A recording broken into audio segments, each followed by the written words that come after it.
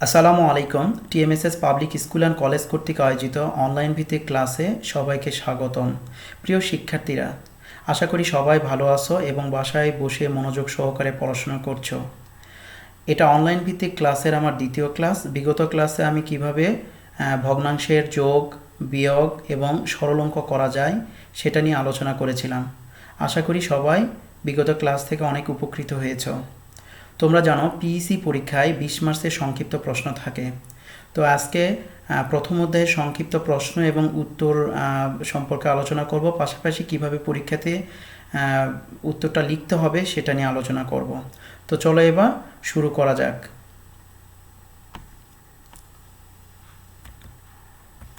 প্রথম প্রশ্ন দেখো, একটি কলমের দাম 6 টাকা হলে 1 ডজন কলমের দাম কত? তো আমরা জানি 1 ডজন সমান 12টি। একটি কলমের দাম যদি 6 টাকা হয় তাহলে 12টি কলমের দাম অবশ্যই বেশি হবে। বেশি হলে গুণ করতে হবে। তাহলে 1-এর সাথে কী করব, 12-র সাথে 6 গুণ করব। 6 দ্বারা 12কে গুণ করলে কত হবে? 72 টাকা। তাহলে একটি কলমের দাম 6 টাকা হলে 1 ডজন কলমের দাম হবে 72 টাকা। নেক্সট প্রশ্ন দেখো, গুণ্য 20 গুণফল 400 হলে গুণক কত? তো আমি তোমাদের ক্লাসে গুণের এবং ভাগের যাবতীয় সূত্র লিখে দিয়েছিলাম এবং আশা করি তোমরা সেই সূত্রগুলো খুব সুন্দর করে খাতায়, তোমাদের নোট খাতায় উঠিয়ে রেখেছো এবং তোমরা সব কিছু মুখস্থ করেছ। তো গুণক সমান আমরা কি লিখতে পারি? গুণফল ভাগ গুণ্য। তো 400কে যদি 20 দ্বারা ভাগ করি তাহলে সহজে আমরা গুণকটা বের করতে পারবো। আর 20 দ্বারা 400কে ভাগ করার সময় দেখো দুটারই এককের ঘরে শূন্য আছে, তার মানে আমরা দুইটা শূন্যকেই বাদ দিতে পারবো। 2 দ্বারা যদি 440কে ভাগ করি তাহলে হবে 20। তাহলে গুণ্য 20 গুণফল 400 হলে গুণক অবশ্যই 20 হবে। গুণক হবে 20। পরের প্রশ্ন, গুণ কিসের সংক্ষিপ্ত রূপ? গুণ হলো যোগের সংক্ষিপ্ত রূপ। তো আমি একটা উদাহরণ দিই, যেমন 5 আর 8 যদি গুণ করি তাহলে হবে 40। তোমরা এইভাবে গুণ করেও 40 বের করতে পারবা। আবার 8 যদি আমরা 5 বার যোগ করি, মানে 8 যোগ 8 যোগ 8 যোগ 8 যোগ 8 যোগ 8, মানে 5টা 8 যদি যোগ করি তাহলেও 40 হবে। তাহলে আমরা কি করতে পারবো? যোগটাকে সংক্ষেপে আমরা গুণ হিসাবে করতে পারবো। দুইটাই একই উত্তর আসবে। ঠিক একইভাবে ভাগের সংক্ষিপ্ত রূপ হলো বিয়োগ। ভাগের সংক্ষিপ্ত রূপ হচ্ছে বিয়োগ। আর গুণের সংক্ষিপ্ত রূপ হলো যোগ। পরের প্রশ্ন, গুণ্য বা গুণকের যে কোনো একটি শূন্য হলে গুণফল কত হবে? তোমরা মনে রাখবা পৃথিবীর যত সংখ্যা আছে সেই সংখ্যাগুলোকে শূন্য দ্বারা গুণ করলে সবসময় গুণফল শূন্য হবে। পৃথিবীর যতগুলো সংখ্যা আছে তাদেরকে শূন্য দ্বারা গুণ করলে গুণফল শূন্য হবে। তো তোমরা উত্তর লিখবা 0। নেক্সট প্রশ্ন, একটি বইয়ের 180টি পৃষ্ঠা আছে, এরূপ 110টি বইয়ের কতটি পৃষ্ঠা আছে? তো একটি বইয়ের যদি 180টি পৃষ্ঠা থাকে, 110টি বইয়ের অবশ্যই বেশি পৃষ্ঠা থাকবে। বেশি পৃষ্ঠা থাকলে আমরা কি করব? গুণ করব। তো এই গুণ করার ক্ষেত্রে দেখবা দুটারই এককের ঘরে শূন্য আছে। গুণগুলো সহজে গুণ করার জন্য প্রথমে শূন্যগুলোকে সরায় রাখবা। তারপরে 18 এবং 11 দ্বারা যদি গুণ করি, 18কে 11 দ্বারা গুণ করলে হবে 198। তার পাশে দুইটা শূন্য বসায় দেবা। তাহলে 19,800টি পৃষ্ঠা। আবারও বলছি, একটি বইয়ের 180টি পৃষ্ঠা আছে, এরূপ 110টি বইয়ের মোট 19,800টি পৃষ্ঠা থাকবে। নেক্সট প্রশ্ন দেখো, গুণ্য 150 এবং গুণক 15 হলে গুণফল কত? তো গুণফলের নির্ণয়ের সূত্র কি? গুণ্য গুণন গুণক, মানে যে কোনো দুইটা সংখ্যা গুণ করলেই আমরা গুণফল নির্ণয় করতে পারি। তাহলে 150-এর সাথে 15 গুণ করলে কত হবে? আমরা প্রথমে শূন্যটাকে বাদ দিব, 15 আর 15 গুণ করলে হবে 225, তার পাশে একটা শূন্য বসায় দিব, তাহলে 2250 হবে। 15 গুণ্য 150 আর গুণক 15 হলে গুণফল হবে 2250। খুব সহজে এটা করতে পারি। তবে প্রিয় শিক্ষার্থীরা, একটা কথা মনে রাখবা, সংক্ষিপ্ত প্রশ্নের উত্তর লেখার সময় শুধু উত্তরটা লিখলেই হবে, কখনোই কষে দেখানোর দরকার নাই। মানে এটা অপ্রয়োজনীয় এবং সময় নষ্ট হয়ে যায়। যেহেতু 1 মার্কসের প্রশ্ন, শুধু উত্তরটা লিখবা, কিন্তু পাশে অবশ্যই একক যদি থাকে এককগুলো দিতে হবে। যেমন টাকা, টি, তা, এই যে যেটাই একক থাকুক না কেন সেটা অবশ্যই উল্লেখ করতে হবে। নেক্সট প্রশ্ন, 1010কে 2 অঙ্কের বৃহত্তম সংখ্যা দ্বারা গুণ করলে গুণফল কত হবে? 1010কে 2 অঙ্কের বৃহত্তম সংখ্যা দ্বারা গুণ করলে গুণফল কত হবে? তো তোমরা জানো যতগুলো অঙ্ক আছে অঙ্কের মধ্যে সর্বনিম্ন অঙ্ক হচ্ছে 0 আর সর্ববৃহৎ অঙ্ক হচ্ছে 9। তাহলে যদি বলে 2 অঙ্কের বৃহত্তম সংখ্যা তাহলে 2টা 9, 3 অঙ্কের হলে 3টা 9, 4 অঙ্কের হলে 4টা 9, 5 অঙ্কের হলে 5টা 9। আর ক্ষুদ্রতম সংখ্যার ক্ষেত্রে যদি আমরা 2 অঙ্কের ক্ষুদ্রতম সংখ্যা লিখি তাহলে 2টা শূন্য তো আর লিখতে পারবো না, 2টা শূন্য মানে শূন্যর পরবর্তী সংখ্যাটা হচ্ছে 1। তার মানে আমাকে কি লিখতে হবে? প্রথমে 1 লিখে পাশে একটা শূন্য, 10। 2 অঙ্কের ক্ষুদ্রতম সংখ্যা হচ্ছে 10। 3 অঙ্কের ক্ষুদ্রতম সংখ্যা 100। ঠিক একইভাবে 4 অঙ্কের ক্ষেত্রে একটা করে শূন্য বাড়ায় দেব। এখানে বলছে 1010কে 2 অঙ্কের বৃহত্তম সংখ্যা দ্বারা গুণ করলে গুণফল কত হবে? সেক্ষেত্রে 1010কে 99 দ্বারা গুণ করব। 2 অঙ্কের বৃহত্তম সংখ্যা মানে 2টা 9, অর্থাৎ 99 দ্বারা যদি গুণ করি তাহলে দেখো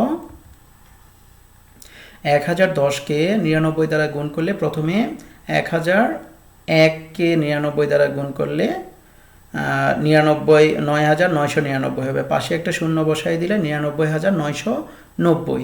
তাহলে 1010কে 2 অঙ্কের বৃহত্তম সংখ্যা দ্বারা গুণ করলে গুণফল হবে 99,990।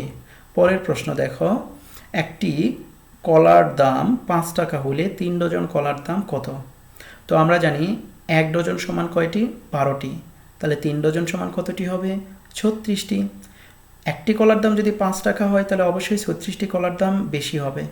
তাহলে 36-এর সাথে 5 গুণ করব। 5 গুণ করলে দেখো 180 টাকা। উত্তর হবে 180 টাকা। একটি কলার দাম 5 টাকা হলে 3 ডজন কলার দাম হবে 180 টাকা। নেক্সট প্রশ্ন, 1 রিমে 500 তা কাগজ থাকলে 100 রিমে কত তা কাগজ থাকবে? 1 রিমে যদি 500 তা কাগজ থাকে তাহলে 100 রিমে অবশ্যই বেশি থাকবে। বেশি হলে আমরা কি করব? গুণ করব। 500কে 100 দ্বারা গুণ করব। খুব সহজেই আমরা গুণটা করতে পারি। 1 দ্বারা 5 গুণ করলে কত হবে? 5। আর পাশে 2টা করে শূন্য আছে, 2 2 4টা শূন্য, 4টা শূন্যকে বসাই দেব। এইসব অঙ্কের ক্ষেত্রে তোমরা অন্য জায়গায় রাফ করে না করে মনে মনে করার চেষ্টা করবা, তাহলে দ্রুত অঙ্ক করতে পারবা।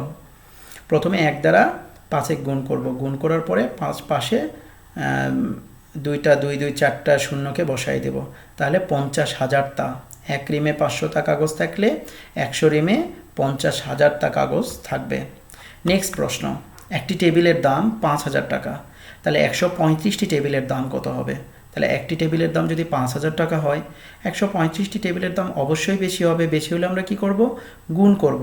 আর এই গুণ করার ক্ষেত্রেও আমরা একটু সহজ পদ্ধতি অবলম্বন করব। প্রথমে 5 দ্বারা 135কে গুণ করব।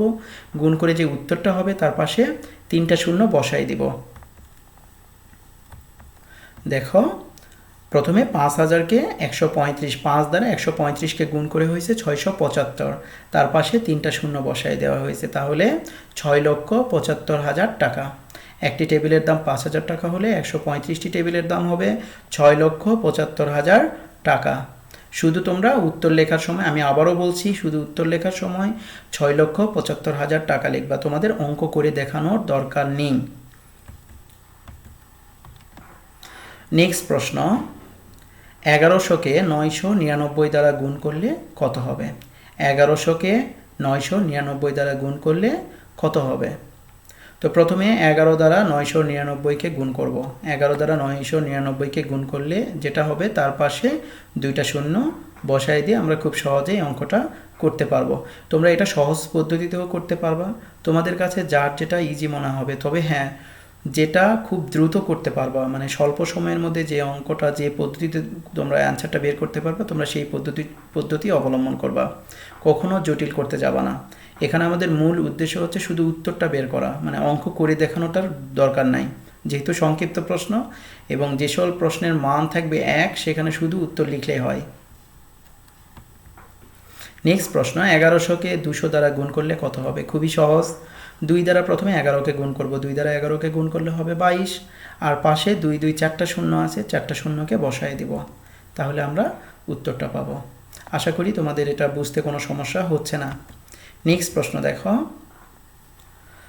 6273 গুণন 999কে সহজ পদ্ধতিতে গুণ করার সময় 999 পরিবর্তে কত লিখতে হবে? তো বন্ধুরা, সহজ পদ্ধতিতে গুণ করার সময় তোমরা সব সময় 10, 100, 1000, 10,000, 1 লক্ষ, 10 লক্ষ, 1 কোটি এই টাইপের সংখ্যা কল্পনা করবা। মানে যে সংখ্যাগুলোতে 1 এবং 0 রয়েছে, 1 এবং 0 থাকলে সেই সংখ্যা দ্বারা গুণ করা খুবই সহজ। তাহলে আমরা যেহেতু আছে 999, তার মানে আমরা পার্শ্ববর্তী ওই টাইপের সংখ্যা যেখানে 1 এবং 100 আছে, 1 এবং 0 আছে, এরকম সংখ্যা হচ্ছে 1000। তাহলে আমরা কি করতে পারি? 1000 থেকে যদি 1 বিয়োগ করি তাহলে হবে 999। 1000 থেকে 1 বিয়োগ করলে হবে 999। তাহলে 6273 গুণন 999কে সহজ পদ্ধতিতে গুণ করার সময় আমরা 999 পরিবর্তে আমরা 1000 বিয়োগ 1 লিখতে পারবো। ঠিক একইভাবে আমরা আরেকটা উদাহরণ যদি দেই, তাহলে ধরো 98 আছে, সেক্ষেত্রে আমরা কি লিখব?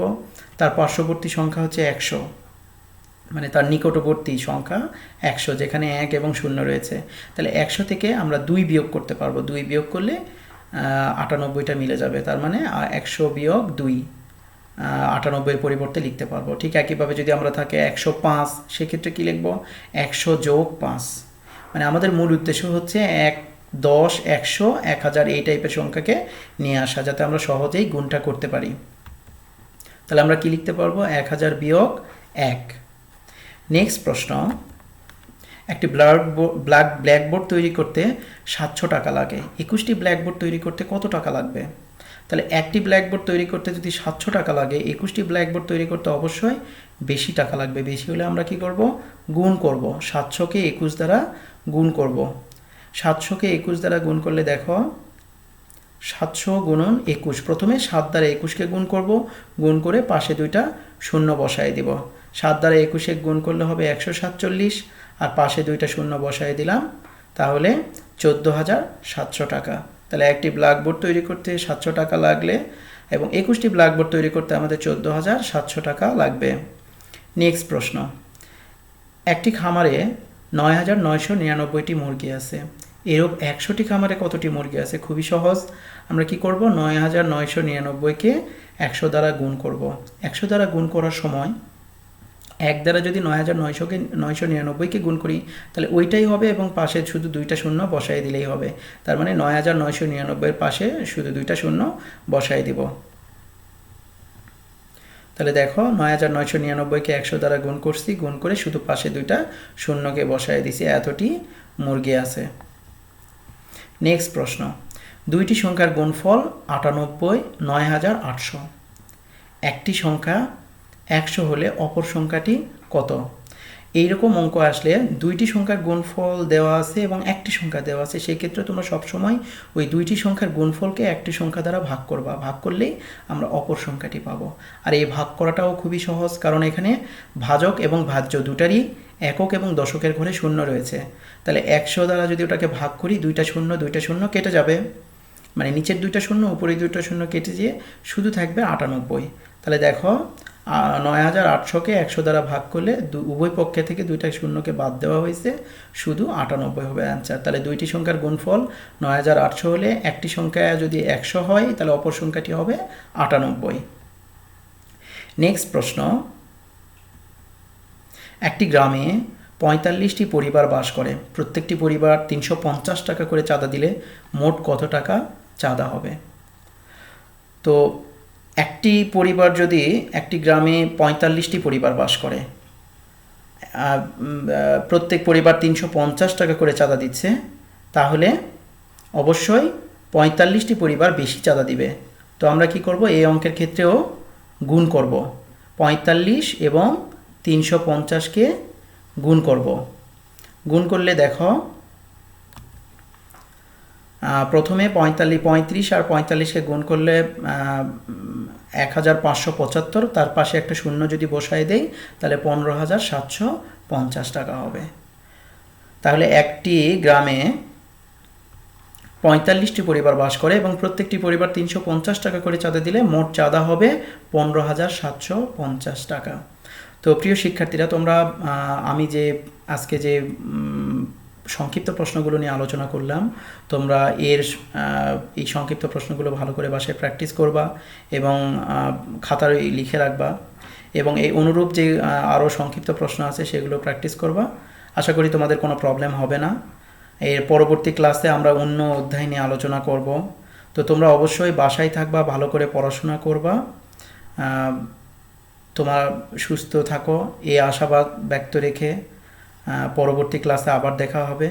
ভালো থাকবা, সুস্থ থাকবা, ভালো করে মনোযোগ সহকারে পড়াশোনা করবা। সবাইকে অনেক অনেক ধন্যবাদ।